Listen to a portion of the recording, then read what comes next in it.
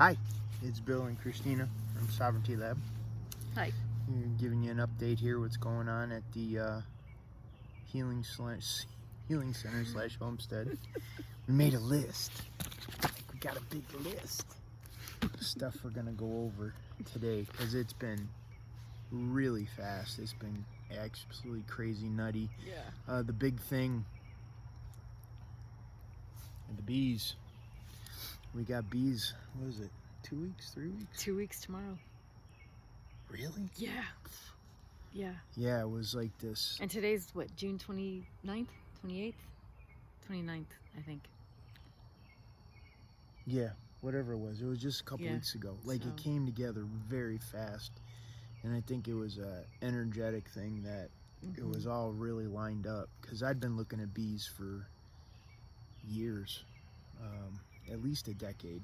And there was several hurdles to it, either needing the bees, needing a mentor, the equipment to do it, learning, all of that. And it was like all of a sudden I had more mentors than I could count, and they had the bees and was able to help with honey. Right, all the resources just fell it was into place. It was like great. that. And then energetically, it's been like here on the land, it's been crazy.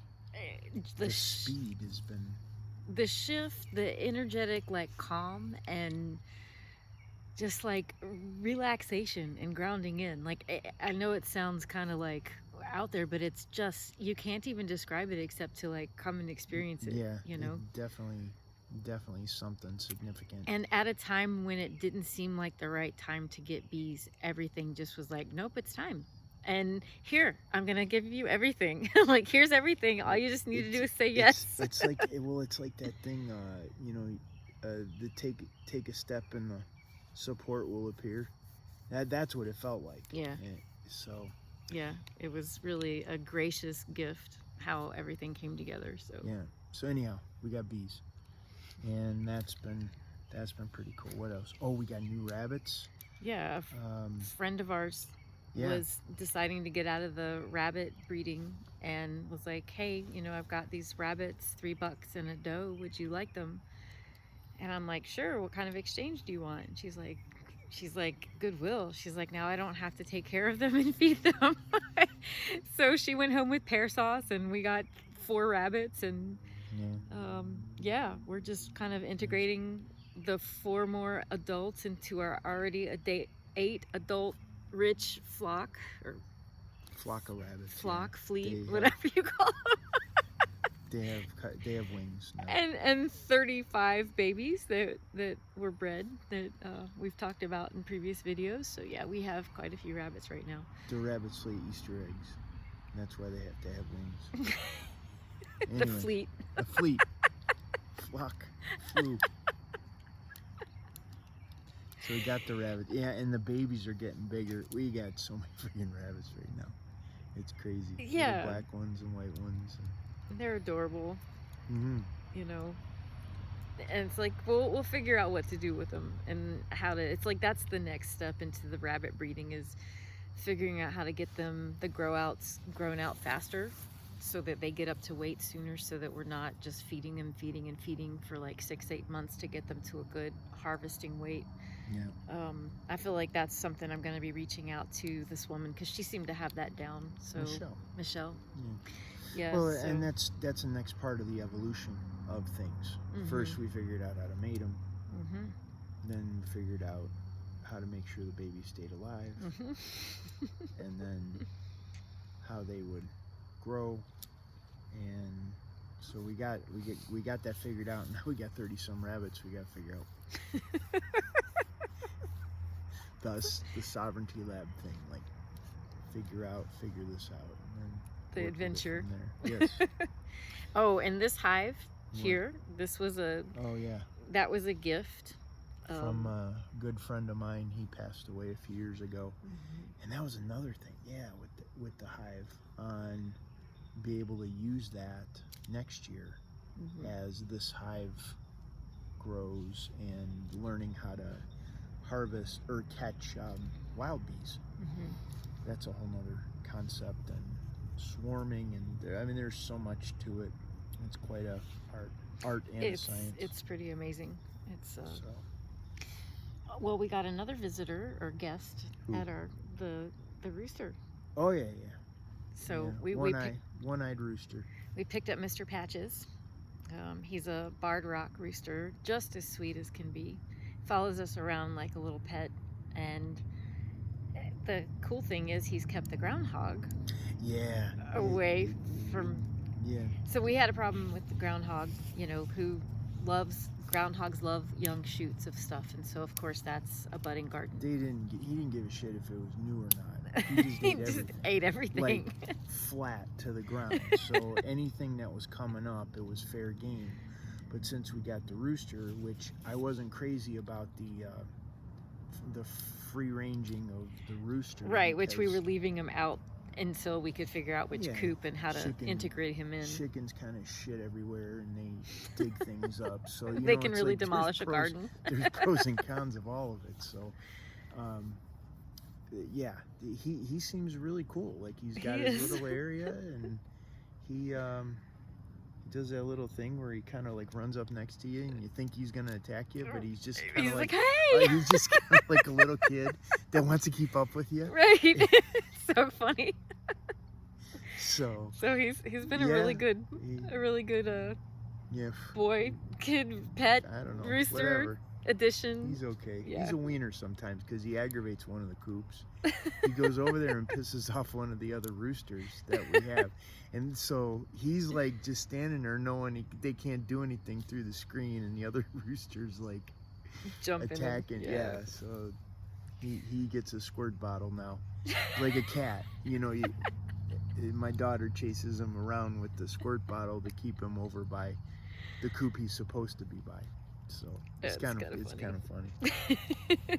Okay, we had rooster. We talked about the groundhog. Yeah. Let's see. We got a new Systema location. So I was teaching Systema out in Barnardsville, and we thought it to be more in alignment to have another location a little bit more centralized. So we're now at Brookstone Church. Yeah, it saves most people like an extra 20 minutes of driving too. So yeah, we're at the Brookstone Church Park. Yeah, at the park. We're underneath the pavilion if it rains, and if it's not, we're in the field, and it's real nice and a lot of space, and that's been good. That's been fun. And energetically, it's different. Like if you're training inside, it's different than if you're training in a field, if you're training in a pavilion, you're training in the woods. It's a big difference. So it is.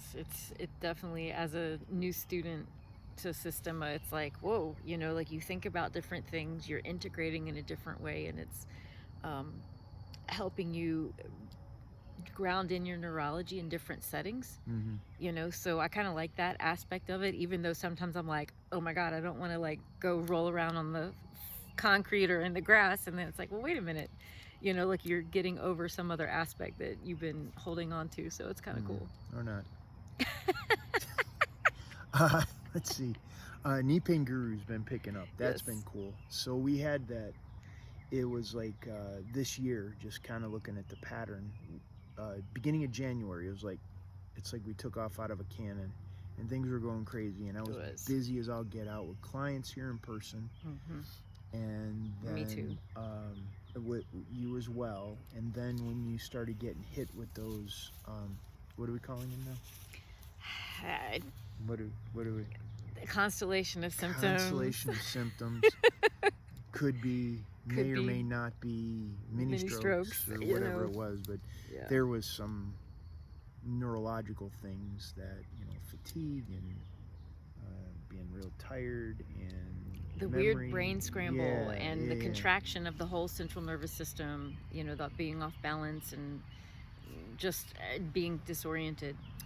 So in time and space. There was all the struggling you were figuring out how to get over that, working, getting help, and with getting yourself back to health, and then me figuring out the balance with all of that to keep the minimum going, and the trajectory we were working on before that was like, you're not going that way. You you have to adjust. So there was that pivot of what to do and how to do it, when to do it, and then stuff was coming up for both of us in terms of, you know, you asking for help, me needing to know what was going on. Like that whole dynamic, that was challenging for both of us. It was, but I feel like we've done really good. Like I feel like our level of communication has up leveled. Well, yeah, you know? I mean, and that's interesting because we, I think there's a tendency for us to look at it as a opportunity for growth, or how is this, you know, like sailing a ship. It's like you gotta adjust based on the wind or the tides or stuff like that, weather. And we've done a really good job at doing that, you know, throughout. It's 2 years now. It's 2 years. So, yeah, so that's been good. Yeah. And then the stuff around here, like after the bees went in, then we planted those, we got that replacement plum, we got the pomegranate, and then we got a couple of grapevines. We got a pomegranate tree. A pomegranate, yeah, like what the hell? Pomegranate's growing in North Carolina? Right, and it grows in zone 7. We're like, okay, anyways, we'll try. So Larry hooked us up.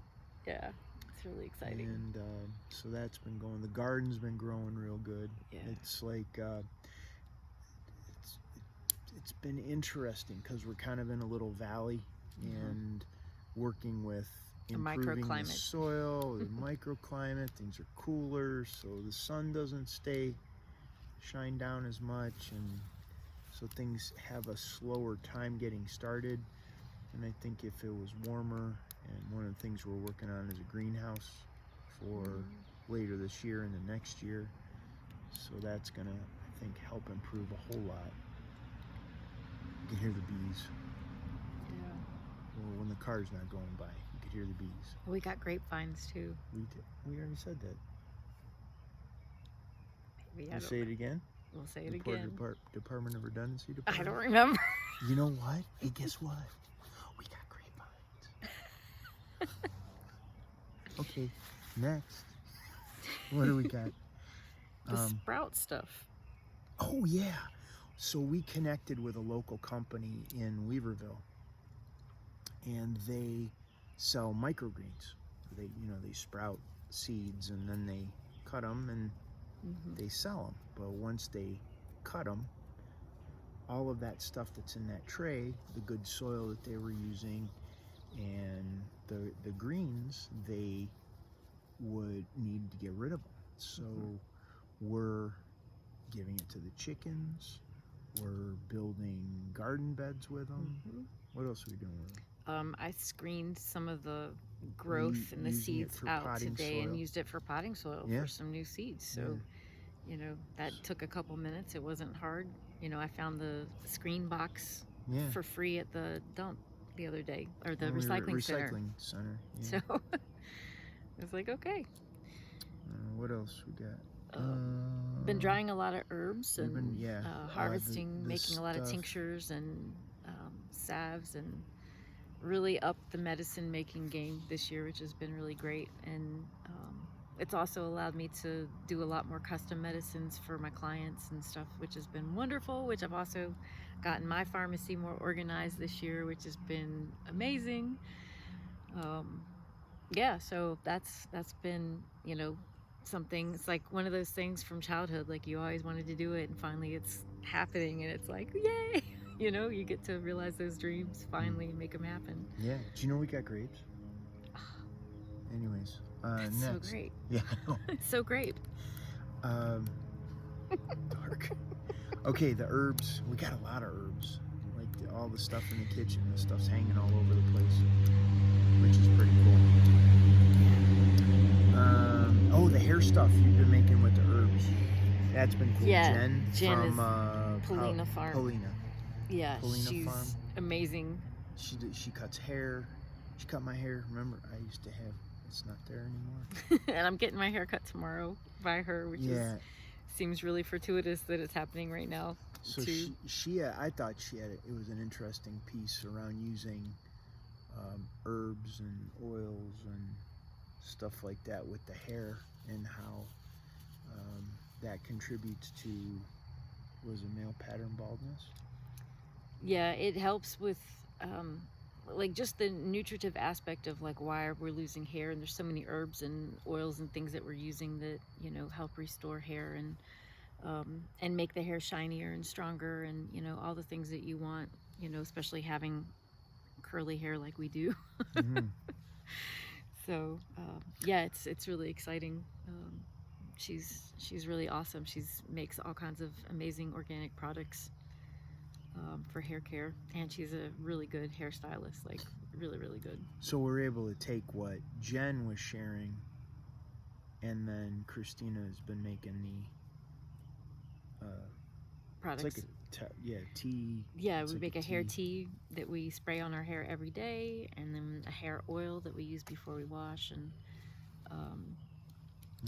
yeah, and a vinegar rinse infused with lots of herbs and even honeysuckle. Yeah. So well, yeah. it was the egg thing the other day. That was a shit show. Oh my gosh. So she's very much into all these natural ways of washing your hair, and one of the ways was to beat an egg and wash your hair with it, and then rinse it out with cool water so you don't scramble it in your hair. So it doesn't cook while it's on your head. So Bill tries it. Yeah, he was the first guinea pig because he has a lot less hair than I do. Do I? Oh, you do now. You didn't, but you do now. Yeah. And he's like, I don't know, I think my hair still smells like egg. Oh, it smells. He smelled like French toast for 2 days. Toast. I was like, all you need is the cinnamon. Oh shit. Anyhow, so that's the last time I'm using an egg. So I got not Shilajit, some shiitake powder and some other. Doesn't sound any better. We'll see how that goes. Yeah. See how it smells. We'll figure it out. Yeah. So we talked about the custom medicine, didn't you? Well, we talked about the hair stuff, the herbs, the sprouts. Oh, the chestnuts. Oh yeah. Okay, so there was I guess there used to be a lot of, like, chestnuts used to be a prominent food crop on the eastern part of the U.S., and apparently there was some sort of blight or something like that, and it killed a ton of it decimated the population of chestnuts. Good portion of the chestnuts. So they've been hybridizing the American chestnut with a Chinese chestnut that has a resistance to this blight. And when I got that, spoke with the neighbor about the power line. I think we talked about it on the last video. I cleared down the power line. Well, I found a chestnut tree over there, like an old one. So it also had babies, you know, like little ones that had been growing around there. So now I'm more tuned into what a chestnut leaf looks like. So we end up finding 3 chestnut trees on this land, which was really cool. So I've got those marked off, and I'm going to move one of them because it's kind of in the way of the driveway and would have got cut down regardless. So I'll move it to another part of the land, so we'll have, you know, the chestnut, which will be a really... What's really neat is there's a whole like chestnut preservation group. American Chestnut Foundation or something like that.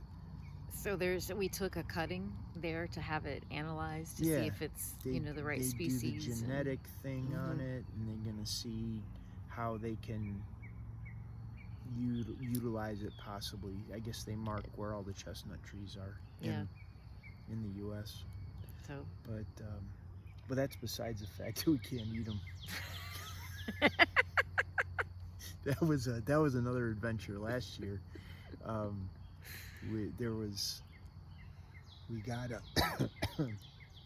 someone had 7 chestnut trees in their yard, and they just wanted the nuts picked up off the ground because their daughter would fall and then poke themselves on the spiny coverings of the chestnuts, and so we started eating a ton of chestnuts, and we started fighting a lot.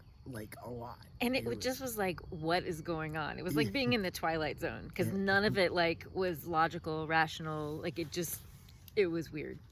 Yeah. So a friend of ours, Jeannie, figured out that it was some sort of chemical or something. Yeah, we were reacting to something in the chestnuts. Yes. And everything like totally went back to baseline. Yeah, it was the strangest thing. But the funny thing was when we took those chestnuts up to Kentucky, and I fixed them from Kentucky. And so we had already been through it. We were still kind of like a little shaken, not stirred from the experience. We go to Kentucky to visit some friends. He brings chestnuts. He makes chestnut butter for them. And he's like, oh, I'm going to eat chestnuts. I'm like, oh, please don't. And he does it anyway. And the shit kicks up again. It was like, I started all over again. It was so we know for sure. We don't, chestnuts and us don't agree. Yeah, we can't have chestnuts. I could have chestnuts and be by myself in the woods for a week, but anyways, but we're gonna have a lot of chestnut trees, which is good, which is good for the animals, the deer and the squirrels, and anybody else who wants to buy anybody chestnuts. else who wants to get chestnuts and fight with their significant others, with their friends, family, and loved ones. I told you before, this is why we call ourselves Sovereignty Lab. Yeah, we lab. We never know how shit's gonna blow sideways here. But we're still laughing. Well, yeah. I mean, it's hilarious. It really is. Grapes? Really? Yeah. When we got grapes. Oh my gosh. That's fantastic. Let's see. The garden's taken off. Yeah, it's finally. I think we talked about that. Yeah. I think it's like we got squash. Yes. The cucumbers are starting to cucumbers, the wine berries. Oh, the wine berries are coming on. The black cap raspberries, we've been getting about a half a gallon every other day? Yeah. Which has been pretty good. Which is after I cleared the power line, we've got about 10 times as many bushes. Yeah. So now the wine berries, you have to pick those every day because they're a lot less stable than the black raspberries. A lot less stable means they get mushier faster. Yeah, that's why you don't ever see them at markets, because they just don't last. So we freeze them mostly and then use them whenever we need them. Yeah, or make them into medicine. Yeah. Yes, we do. That's good. Let's see. Oh, we got grapes. Isn't that crazy? Amazing. Oh my gosh. Let's see. Do we talk about Knee Pain Guru? Yes. Right, but it was coming up after, and we started doing those memes. That was the big thing. Okay, so she's having her constellation of events. So her ability to focus on things for extended period of time is not really there, and I'm thinking of, okay, what is this was like during my intensive recovery part. This was the lesson in it, because it's always looking at, well, what Occam's razor or the Pareto principle, which is what is the minimum effective dose I could put into anything. If it's getting the bees, which is also homeopathy, it's orthobionomy, it's Systema, it's like all the same type of principles. That what can I observe and then change a little bit that's going to make the biggest results. So I'm trying to think with the Knee Pain Guru, because when that started hitting her, when her health started hitting her, everything, like, it affected my business, it affected her business, everything kind of shifted. Oh no, you've broken your nose. Tell me. It's another story for another day. So what can, in the state that she's in, these little glimpses of clarity and focus and energy and stuff like that, what could I have her do? So I started thinking about the little things that I say in the context of my coaching calls that can be used to begin to get people to shift their mind towards their mind about healing, or thinking about healing, or in a different way than they have been before. That kind of opens their mind, or opens possibilities, because we run into this a lot, where people want they say they want the change, but then when it really comes into like what it's going to take to change, it's like, whoa, slow down. Or you get kind of like stuck in the medical model way of thinking, and so then the doors are closed to other possibilities even being a possibility. Well, it's going to be this way, the doctor said it's this, this is going to be the outcome, and then nothing else enters your reality as even something that can happen. Well, it's like when someone's like, well, I want a natural approach, but then they go buy the Benadryl at the drugstore, or I want a natural approach, and then they get the Tylenol. It's like they know they want something different, yet it's a blank slate as far as what the different is.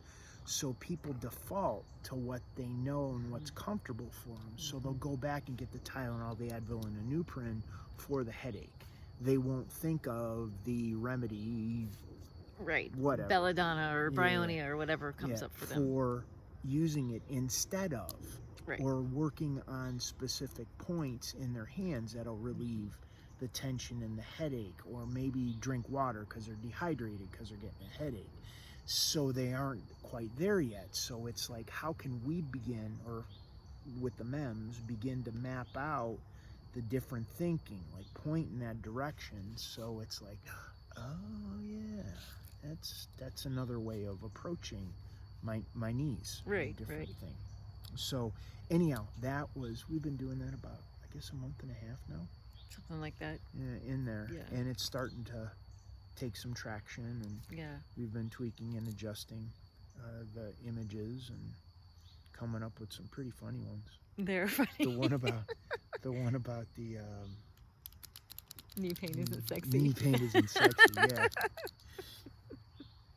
Yeah, that turned out good. That was kind of funny. So yeah, that's been picking up. So private clients have been picking up. People in Knee Club have been picking up. That's been good.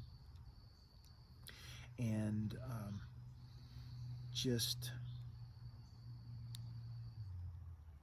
getting more engagement. I think that's been a good thing.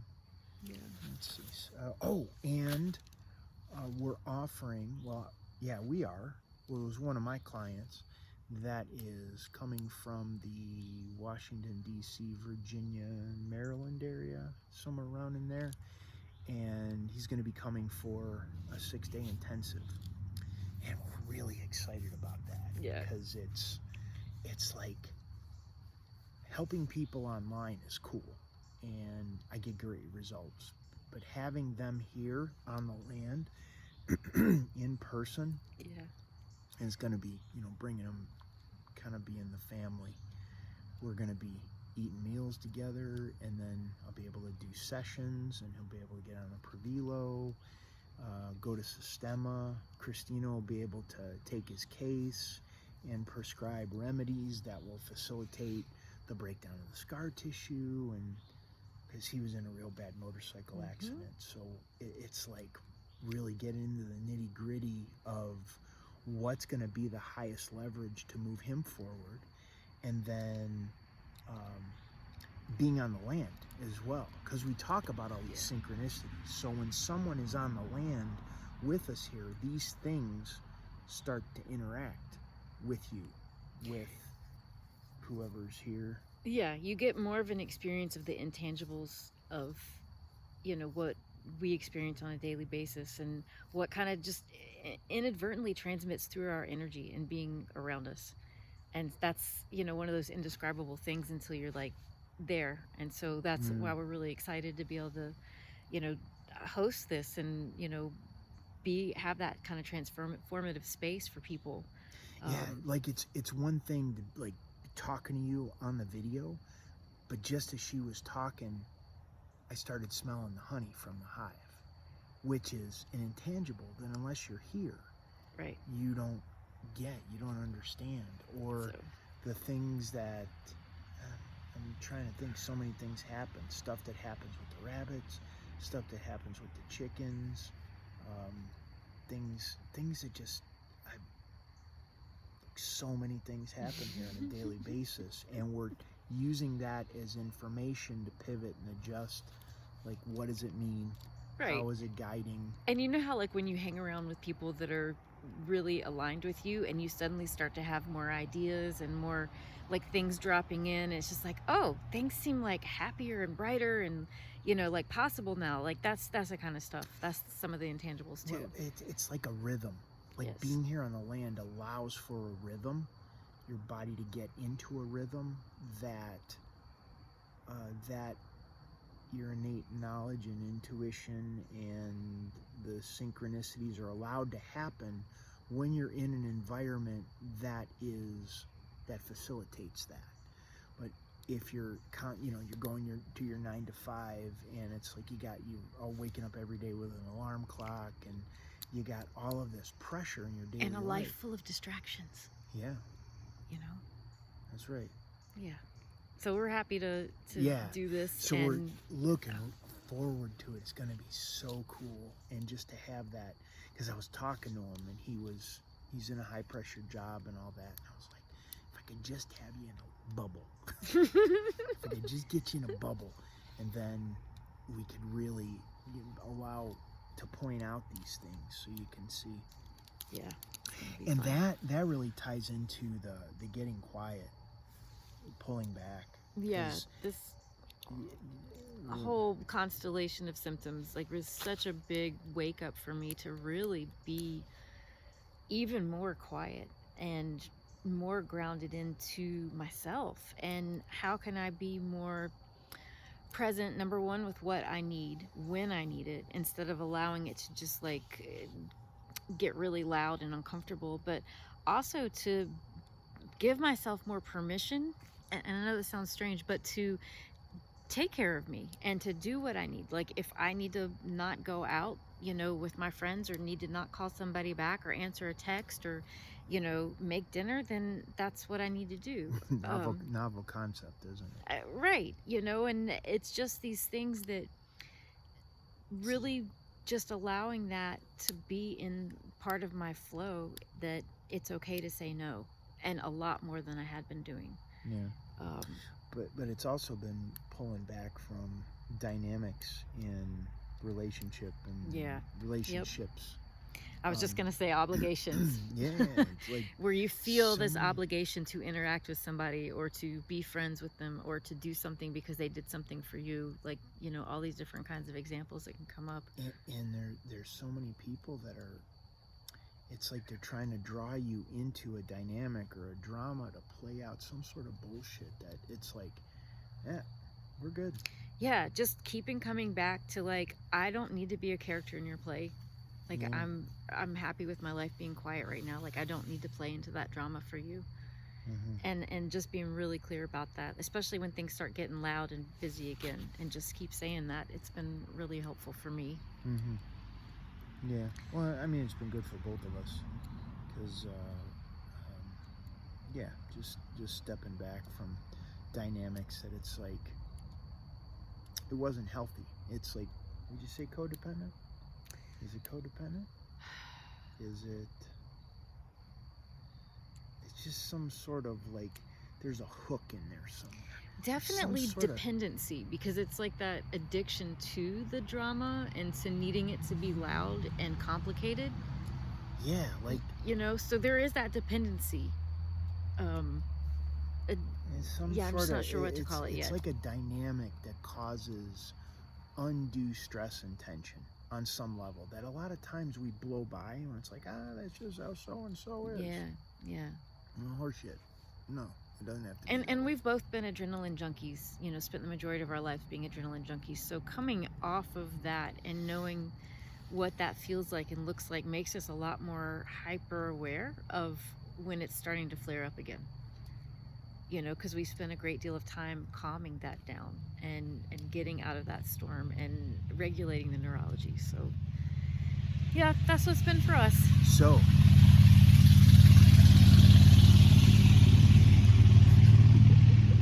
you're going to the biker church across the street. So. Or the biker bar down the road. Got the biker church. We're in the country. So if you're watching this and we haven't been communicating with you, you know why. There's a dynamic that needs to be worked on. How about that? Anyways.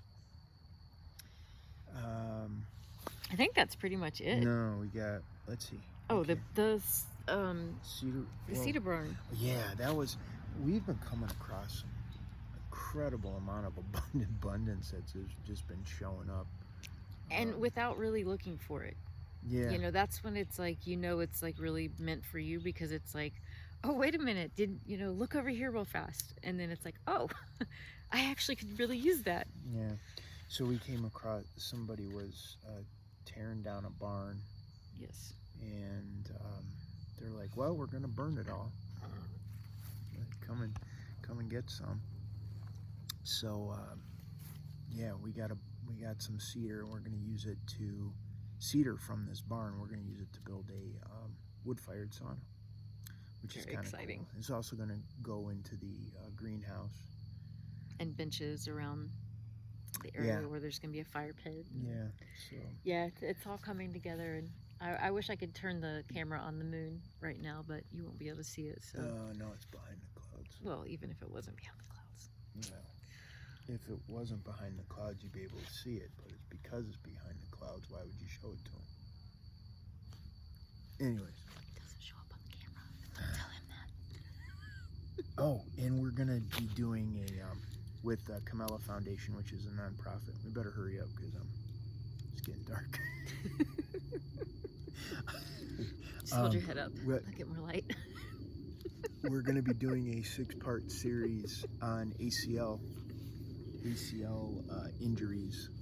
And natural approach to healing. Natural approach to healing for the Camella Foundation, which is a nonprofit that I founded back in 2019. Yeah. So that's going to be kind of cool. We're working on that. We need to. We have it. What else do we have to do? We got just record. Okay. I think we're ready to go. Record it. So we'll be posting information on that. Is that all this stuff? Is there anything else? Details? I don't know. We'd love for you to sign up for our newsletter. Yeah, sign up for the newsletter. Sovereigntylab.com. And you can sign up right on the front page. Sovereigntylab.com. And if you're interested in like doing an intensive with us, like being immersed in this environment, send us an email. sovereigntylab@gmail.com. sovereigntylab@gmail.com. What'd she say? Yeah, and we can talk. We can figure out what works. You come hang out with us and stay in the trailer, and we'll cook meals for you and hang out. Yeah. Play in the garden. Get work done, body work. Get stretched out on the Pravilo, homeopathy. All kinds of fun stuff. What else? All kinds of stuff. It's just like you said, there's too much to even list. But yeah, I mean, it's crazy. So, anyhow. All right, guys. Okay, that's what we got. Thanks for tuning in. And are we on cops? Is there a booger minute? Okay, we better stop before it gets too dark, and you won't be able to see us. And it's like, who's talking? Okay, we'll see you guys soon. Take care. We'll see you soon. Bye. Bye.